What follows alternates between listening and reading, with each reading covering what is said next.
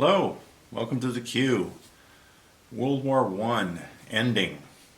Armistice Day, Veterans Day here in the States. The big Great War that thought that the war that would end all wars ended on the 11th hour of the 11th day of the 11th month in 1918. And it was 102 years ago. So why bring that up now? It's just kind of interesting. I mean, it's just part of history, which is kind of why I like these style of games. Is really the history part. And we've got here in town, in Kansas City, the National World War I Museum, which is a pretty cool place. Lots of interesting stuff. Usually when we go there, we don't really see everything. We just choose certain sections and really, look at that. Because we've been there quite a few times over the years. As a matter of fact, my youngest son this year actually bought a membership so that they can go as many times as they want, and they have. I think next week, actually, both sons will be in town through Thanksgiving, and one of the day trips they've got planned is going down to the National World War I Museum. So kudos to them. I appreciate their love of history as much as my own. So World War I, if you've been following the Global War games, the series of games, the popular one that's out right now is the Global War 1936, version 3. But if you've been following their site or some of the other channels that talk about that, they're working on a World War I version of the Global War. And it will start a couple years before the actual start, in 1914. And then I think it actually has different alternate times that it could end. So it could actually go a little longer. And it's a pretty cool game. I've watched some of the play tests and listened to some of the rules. And there's a lot of things that I find really interesting in that game that I hope can spread out to some other World War II games, of Axis and Allies types. For instance, a lot of times you'll see house rules for winter rules, and they'll try and squeeze that in. A typical Axis and Allies game is 1 year equals 2 turns, and they'll take one of those turns and make it a winter turn with all the restrictions for winter, and that's just too much. You can't accomplish anything if every other turn you've got winter rules, hampering. But in this new Global War game for World War I, they've basically added a winter turn to the schedule or the turn order. So you've still got your 2 normal turns for a year, and then you have an actual winter turn. And they reduce, what you can do on that winter turn. Say like a battle in a territory can only go 1 round, which that's kind of a thing in the World War I game, at least the Axis and Allies game ends when you have the trench warfare, so 1 round of combat. But I think they've improved on that in that they do have the trench warfare aspect, but for the smaller battles that wouldn't really include the trenches, they have a 3-round limit. So if you can't, defeat your enemy in 3 rounds, then that territory is contested. You got 2 regular rounds like that. Then you have a winter round, which and I don't know what the other restrictions are on that, and I hope that stays in the game. That's one of the things that I really like about that game. The reason I bring that up is that it's supposed to release next year. I don't know if it's summer or fall, but it's supposed to come out at some point next year. They've got the map done. They're working on the rules, tweaking them here and there. And like I said earlier, there's a lot of good rules in there. I'm kind of really excited to play the game, even though there's less types of units, being World War I, so you're not going to have, all the tanks and planes and different stuff. But I think they've introduced bombers and fighters and just the regular tank, and kind of limited it, what it could do, because it didn't do a whole lot in World War I anyway. But I'm starting to collect my armies for that game and prepare because the Axis and Allies version of 1914 is out of print, and to buy one of these to use the units in their game is crazy expensive. I mean, you can't find them for a reasonable price, you know, anywhere. And if you do, you're very fortunate, and you should jump on it and buy it. The other reason is this is a game that my sons like to play when they don't have a lot of time that they can dedicate to a game. So this is one of the go-to games that they'll bring out and, you know, play for, you know, 4, 5, 6 hours, whatever it takes to get to a conclusion. And so I don't want to take the pieces away from that, so we want to keep that separate. So I've been collecting on my own. I've got some pieces. These are some World War I German and World War II Axis infantry from when I was a kid. So I've got those I can go through and pull some German units. And then I've got another bin here of US, British, and French. All sorts of World War I and World War II units, you know, for those nations. And I should be able to find enough, you know, for Germany, France, Britain, US. But what I do not have is anything for the other countries. You know, Italy, Russia, you know, even Japan is going to be in the new game along with a bunch of neutrals. China, I think, is in there. Who else am I missing? That might be it off the top of my head. But, you know, even the neutrals, I can use a lot of these units for neutrals. But I do need to come up with some other stuff, you know, and one of my favorite boxes to receive in the mail, you know, from HBG is one of these little ones, but I've recently started purchasing some of their boxed units for World War I, you know, like Austria, cavalry for the different nations, and, you know, Italian and that. And it comes in this interesting box here, and it's my new favorite box. And I don't know if you see that in historical board gaming. When this comes in the mail, it's even better. I can receive a dozen of these, or maybe a couple of these, yeah. But when I say box sets, you know, here's like the Turkish infantry, you know, Anzac to throw in there. Here's the Austria, Hungary. So those kind of things, you know, and also, you know, I'm buying artillery. Yeah, I'm going to paint all these, so these are some French artillery that we'll make for different nations. Here's a bunch of biplanes. You know, here's actually some Germans and some German tanks. You know, I'll throw that in there. But so I'm starting my collection, and then, you know, as soon as I get everything I think I'm going to need, then I'll work on the color scheme, and it might be similar to, you know, the World War II color scheme that I'm using on the other games, you know, such as the BBR and that weathering, you know, spray painting and weathering technique. I really like that a lot.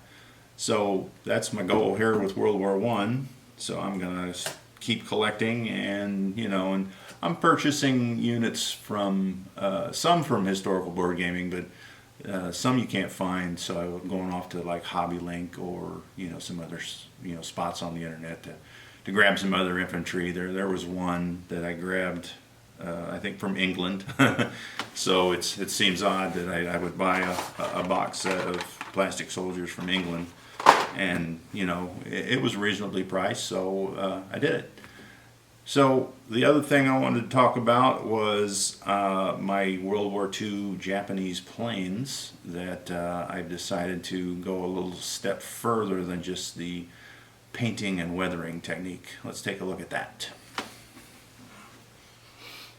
So if you've been watching the videos throughout the year, you've seen I've been slowly working on the process of painting all the units and then going over them, you know, with a polyurethane stain to give them that weathered look or an ink washed look. And the out of box Japanese planes there on the left versus the ones that I just painted here on the right but have not yet stained. And in the middle of that process, I'm thinking I really like the units that I got here in the middle on those carriers. And those are units that I've won at the last 2 BBR tournaments. They have been customized by Detroit did a set, and then Combat Miniatures, did the other set, and then I've got some other planes as well for other nations. So I'm kind of in the ballpark of wanting to have my planes stand out a little more. So that's what I'm going to do here. And you can see I've got 2 sets here that I'm doing. The Japanese naval set will be the white, and then the Army will, obviously be that dark green color. And there's your fighters and some strat bombers, and the dive bombers, or tacticals, however you want to call them. Because I guess actually some of those aren't because there's the torpedo bombers. That there's I think it's called a Kate, is the not the technical, but the nickname that the U.S. gave that Japanese. It was a torpedo bomber, and then the one behind it, the Val, is that dive bomber. And a couple larger bombers, and then a seaplane.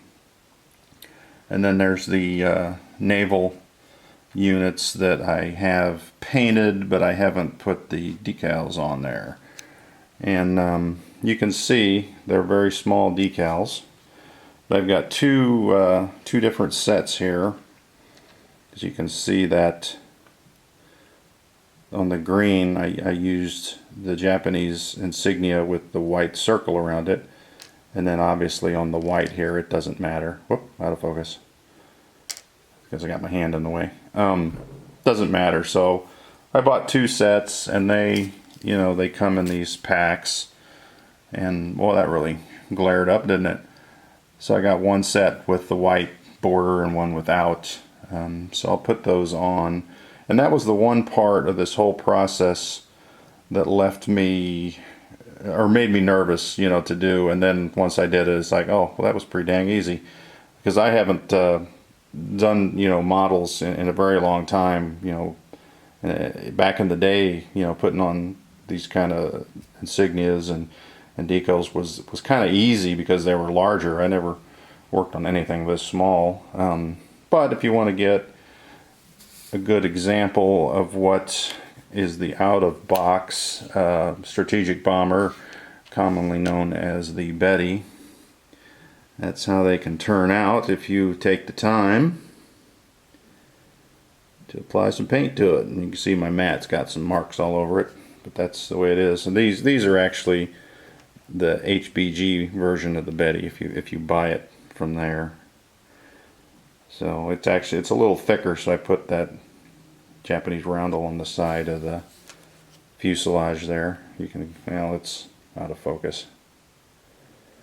I shouldn't pick them up. All right, so that's the finished units there, for the Army that I'm going to use. I don't know if I'm going to do more. I might, but I need to finish putting the decals on these Navy planes. And I thought I would just do one on there and show just how easy they are. So let me hook this up to a tripod because I'm going to need both hands. And I'll just put 1 decal on and we'll go from there.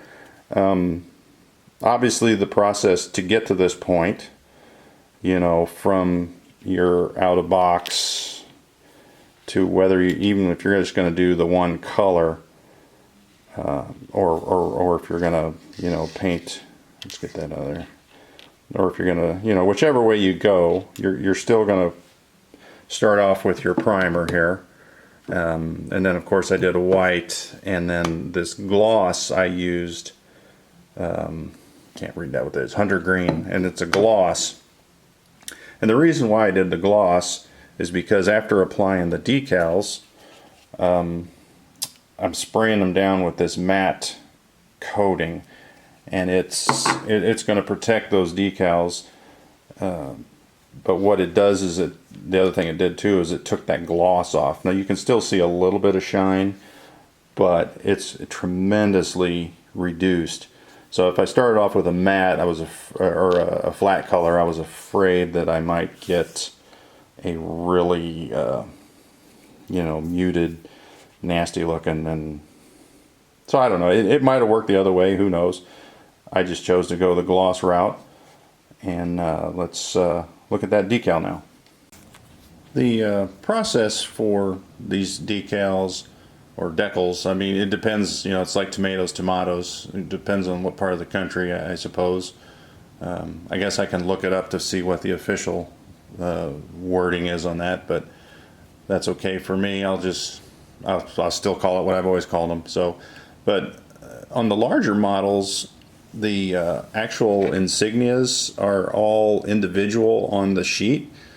But when you buy these small sheets from whether it's HBG or Combat Miniatures, it's one sheet. So all these individual insignias are all together on one big water slide. So if you drop the whole thing off, it just come off as one sheet. So you got to get the cuts really close so you don't have too much excess sticker, you know, material sticking out that you can see. Now when you spray it with that lacquer or that coating or a set that you can brush on over at either one of those, it kind of hides the edges quite a bit. So that's another reason why you would want to do a covering over that. I'm using this interior circle of my painting tray here because it's shallow. A lot of times if you put these into deep water and they sink, and then you're trying to fish it out of there, and it really only needs to be in the water for 15 seconds or so. So why create problems? Just use something that's really shallow, you know. And I've already pre-cut out this Japanese symbol there, and we'll get it in the water and push it down. Well, we don't even need to really push it down in here. It's floating pretty good. All right, so there it sank. So we'll get a few seconds. I'm going to try and zoom in a little closer here so that we can actually see what we're doing. Alright, so there's that. And I'm going to use a fine paintbrush, really small tipped paintbrush. And I'm actually just going to take it and put it right in the water. And you can't see what I'm doing. I guess I should have done that first. But you just put it and you get your decal right on. Of course, look at that, it's not working very well. Sort of making a fool of myself here. For some reason. Now, you know what, I'll just edit this out. I may have to use those tweezers here because for some reason it's not coming off the backing. There we go. Usually it just slides right off. Maybe I was a little too quick on getting it on there. So you get it on the end of your brush, and then you basically get it there, put it on there, and the one thing you want to do, and that's why I have the Q-tip here, is just kind of roll it on there and get as much excess water off as you can. And then you can take this brush, as long as, yeah, you can still see that, and you can move it. And if it's a little, there we go, see it, so it's moving a little bit. So you kind of get it about where you want it, and it's getting more water on there as I see it.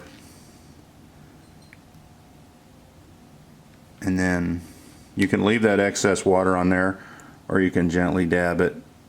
You just want to make sure you don't move the insignia again. And then typically I'll do two at a time and do, you know, one plane so that they're in the exact same spot. But I thought it would be silly for you to sit here and watch me fool around like I just did, you know, trying to get that insignia off that paper backing. That was embarrassing, but it's that simple. And you know, once you spray paint them and get them going, you know, you can, you know, I've seen people do it on even the little Axis and Allies tanks, and I'm not going to go that far, but I will do it on the planes. I think I'm going to enjoy how that looks, and I don't know if I can get any closer. Well, no, that's as close as I can get. I probably wouldn't be able to focus if I was closer anyway, but you know, you can see that's going to be fun to play with. So if you are the slight bit worried about trying to do that with those insignias, getting those on the plane, I'll encourage you to do it, because it was a lot simpler than what I just showed you. I think I just didn't wait long enough on that water, on getting that insignia off that backing paper. And once you got it on there with a brush, it's easy to put it in place. And you know, by now it's already dry. And then once they're all done, you come back, you know, like I said, with that spray lacquer, just got a matte finish. On the white, it doesn't matter, because, well, you wouldn't want a gloss. You wouldn't want to use a gloss, or it'd make that white look shiny. But you know, for the flat white that I used on the paint, that'll be fine. So hopefully, you know, you'll give it a try if you're into painting in this kind of detail, and if not, kind of enjoy the painting that others have done. I would like to say there's a gentleman, I think it's Wolf's Den, and he's given out some prizes to some various people, and I think those pieces that he's done, you know, those are far beyond what I would do on this scale. But he does some really good work, and I don't know that he has a channel or not, but you can see some of his prizes that's been given away through various, I think Combat Miniatures has given some away. I want to say there's another YouTube channel that gave some away, but those are pretty cool. So hopefully you'll enjoy looking at these. I'm going to enjoy playing with them, and for you, thanks for watching, and keep rolling dice.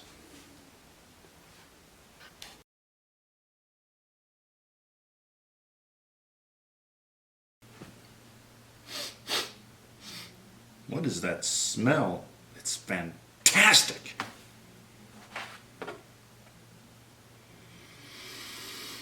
I love the smell of old plastic army men in the morning. It smells like history.